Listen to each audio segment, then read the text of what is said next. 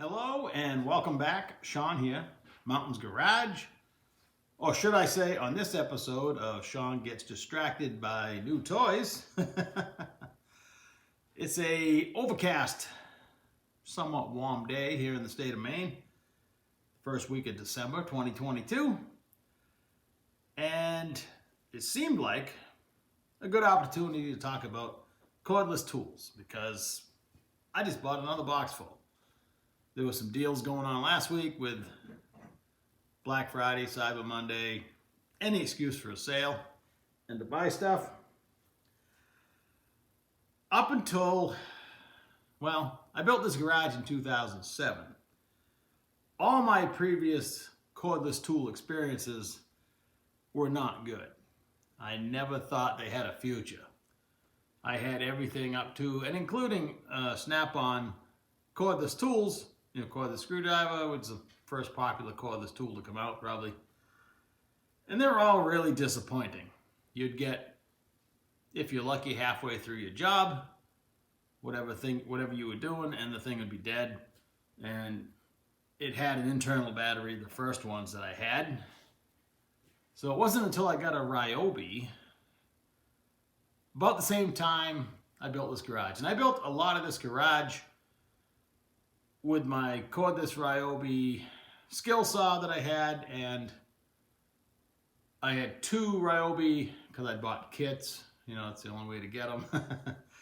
I had two cordless screwdrivers and probably had 4 or 5 batteries. It was not strong enough to actually do the framing. That was still plug-in tools. I had a plug-in chop saw, and it wasn't until the siding on the outside that I used my skill saw with a plywood blade turned around backwards for the vinyl siding. That works really good. And it was a small skill saw, 5-inch, whatever it was.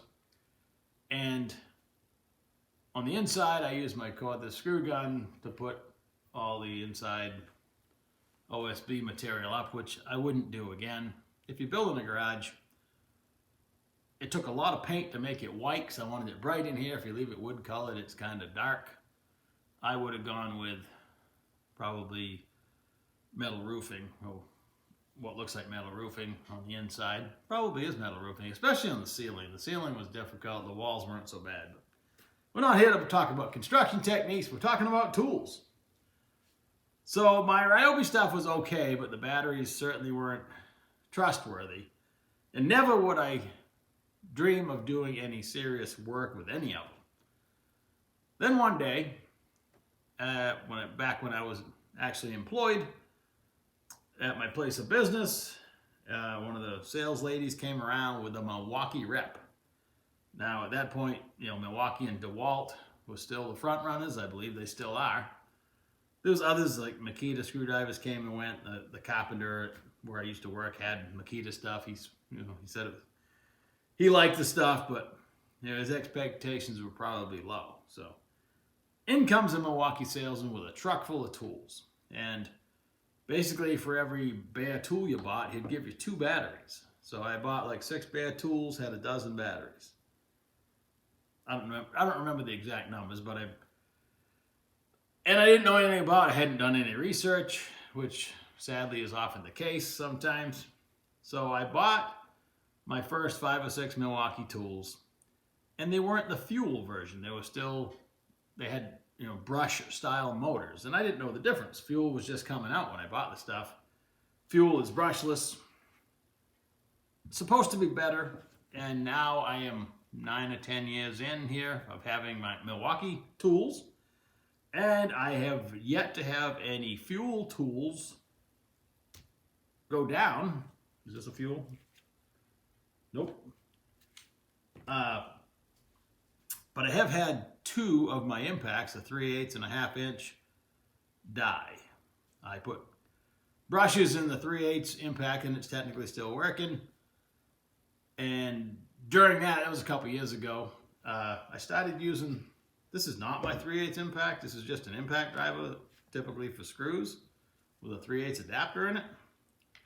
This thing works really nice. I bought a fuel 3/8 impact, but I had to use it because this thing is awesome. It's currently my go-to. Recently, just a few weeks ago, bought a new 1/2-inch impact fuel because my other one died.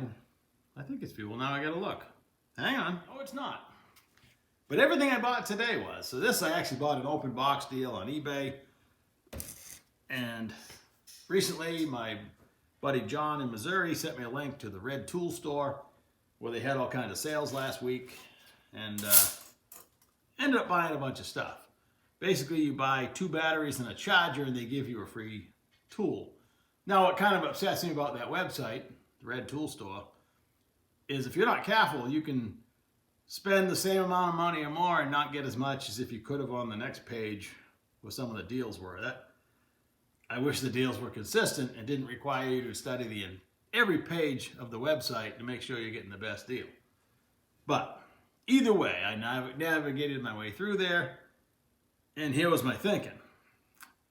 My cordless grinder and my cordless hacksaw, they call it, I have 2 non-fuel versions that I absolutely can't live without. I wouldn't know what to do if one of them went down, even in the interim, while I was reordering a new one. So that was kind of a no-brainer because my desire to have new and improved batteries over the 10 years I've had Milwaukee, I've only lost 2 batteries. Some of the batteries I have, the XC 4.0, most of them are just a standard 3 or 4 amp hour, whatever, however they're rated. And I know they were up to much more than 5, but 5 is a pretty popular battery right now, reasonably priced, reasonable. So I had a desire to have more batteries. And 10 years ago, when I was buying a bunch of Milwaukee stuff, I have a 6-bay charger. So the chargers that are sitting behind me, I don't need. I have enough of those single chargers as it is. I could put one in every room of the house. So I went ahead and bought, that I don't even need yet, an extra hacksaw fuel version and an extra grinder fuel version. And I've decided to dedicate the grinder to the death wheel. Despite every channel you go on the internet or every show you watch on Motor Trend, this seems to be the only metal fabrication tool that anybody owns. I have not cut very much metal with a death wheel, but now I've dedicated one. I'll still run the guide. You can move this guide in 5 different positions. Pretty handy. And it has a brake on this one, which is pretty cool. Stops the blade instantly. No safety glasses. Not exactly instantly, but my other one doesn't have a brake. Not a feature I really thought I needed, but it came with it. So, rapid stop, they call it. I don't know if I gave you a number, but I ended up with 6 new batteries. 5 are still in my 6-bay charger. 1 is finally ready to go because I just unboxed this stuff a few minutes ago. I had recently, within the last couple of years, got a 3M air sander. It's slightly bigger. It's got a flexible bag on it. But with the discs that actually pick up the dust, you can actually sit here and sand on a rusty piece of metal and not taste it. It does a really good job, this style paper. So I thought cordless would be super handy. Has a little collector. It's variable speed. The battery does fit. Okay. I didn't know if it came with an extension for the bag I didn't want to run, and it technically clears. So this is my first time trying it. So it's variable speed.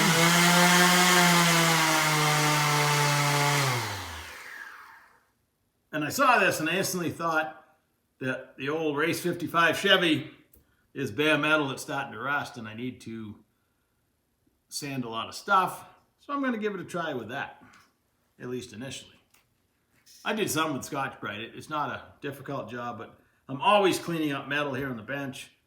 And I don't use an air hose very much, and I had to, fire the compressor. It uses a lot of air. Compressor's got to run 4 or 5 times while I'm sanding. Last thing I did with my air sander, I think I sanded up a Lakewood Bellhausen. Came out really good, despite the curves and everything. Came out really nice. So that I thought was a good use of my money. only a few months ago, I ended up finding a boat trailer for my boat. The day I went to haul the boat back, I put the boat on the trailer the first time, was pleased that it fit. It cleared everything by about an inch, but it technically fits. I got it up into the parking lot, out of the water, and noticed that I had not done my due diligence. I literally picked the trailer up and pretty much went to pick up the boat. The tires are supposed to be at 60 pounds. I had 20, and they were looking pretty soft, and I got a 20-mile ride home on a curvy road. So, it was a Sunday afternoon, nobody around at the marina, except for my boat neighbor Billy. And he had an M12 auto inflator. This comes with tools to blow up a basketball, blow up a pool toy, whatever. But the cool part about this is it's all digital.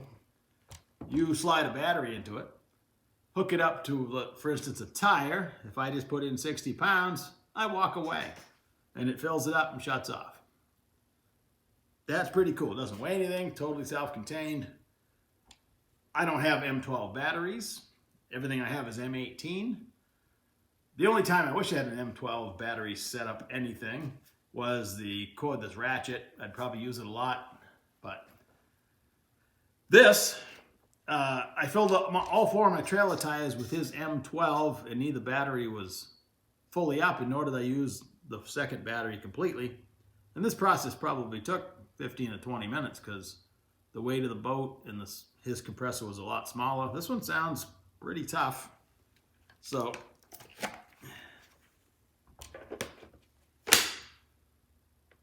let's say it has a digital screen. You just put in whatever you want for pounds, and off you go. I had 0 in, so it doesn't have to pump very much. Going back to my first experiences with the M18 Milwaukee stuff, I got the full-size skill saw from the same salesman. He came back around a few months later. I think it was in the fall. I ended up buying a bunch of other tools. I already had a bank of batteries. I've been completely happy with everything I had, so I bought the skill saw. I came home on that Saturday. I was building a deck on my house, and I had, new pressure-treated 2x12s. They're all wet, if you will, with whatever they coat it with. I made 40 cuts and only used half a battery with that skill saw and a brand new blade and stuff. I haven't plugged in a saw since. Everything I've built since then, I could have built this whole garage if I had cordless. I mean, it really is amazing how far we've come in technology.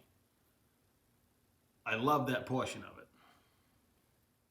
So I continue to see occasionally, twice a year, I guess, the Milwaukee salesman. And I really wanted 2 more items that they didn't carry. I wanted a air blower, for like blowing leaves, a leaf blower, mostly just for cleaning up debris when you're doing construction, sawdust and whatnot, and occasionally for leaves. It's not as big as something a landscaper would have, but they did come out with one of those, and I bought that. And I also wanted a string trimmer. And the salesman had told me that they probably would never make one. Meanwhile, DeWalt had come out with their 40 volt. I mean, that thing's battery's half the size of this box. And they had a string trimmer, which I bought. And I've talked about before, but the deal came with 2 batteries. You set in a coupon, you get your second battery. The first battery on a DeWalt battery, the 40 volt, 3 bars is full. It came with 2 bars. And I just charged it this year. And I've had the thing for 8 years. I don't do a lot of trimming, but that's pretty amazing. And I've yet to charge my second battery. So I should. Probably sitting around is not good for it. And in that 40 volt variety, they also have a chainsaw now. Well, now, because they're competing companies, Milwaukee has a chainsaw. I think that'd be really handy just when an occasional tree falls down or something. You don't have to go find some 2-stroke gas that hasn't gone bad. And I don't use my chainsaw very often, nor do I want to use my chainsaw very often. I've done too much chainsawing already in my life, and it's not something I enjoy. So they have that product now, but I don't have one. You always got to have something to look forward to, I guess. So in this process today, when I bought these tools last week, I got looking, I knew I was running low on hacksaw blades, so I bought 100 pack of these at Diablo Auto Dismantling. I haven't cut anything with it yet to tell you if it's any good or not, but I cut off a lot of bell housings with my cordless hacksaw, and I look forward to trying that blade out. So maybe you do the same thing. I'm not real good. When I swap out my blades, I have a pile of used blades.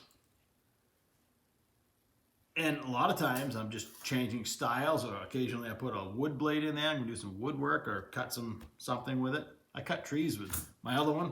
I got a long, rough wood blade. You can cut a 4, 5, 6 inch tree with this thing. So it's pretty handy, but I just threw all my blades in a pile. So today, now that I got 100 pack plus a lot of other blades, this is full of blades, I'm being, kind of scrutinizing what I haven't thrown away yet.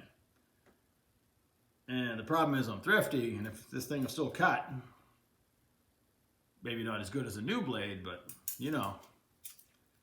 probably hang on to those. But sometimes you're too thrifty, and I think this was my original flap wheel. I got it free to try it. It's a concave version. And it's still got some life in it. So I hung it on the shelf, and that goes to these other 5. So I got 6 flap discs that I didn't throw away, that didn't come apart. All different, brands. The 3M Cubitron's good stuff. Probably got to save that one. Another Cubitron.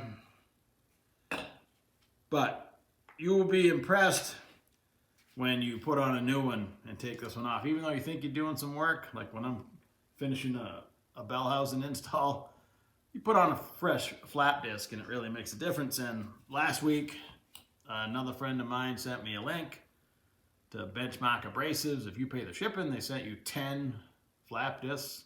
They might be still doing it. Check them out, Benchmark Abrasives. So you pay the shipping, you get 10 free. So I have a pile of them over there. I'd recently bought some as well, so I guess I can part with my used ones. I'm just going to do it on camera. Ready? Here we go.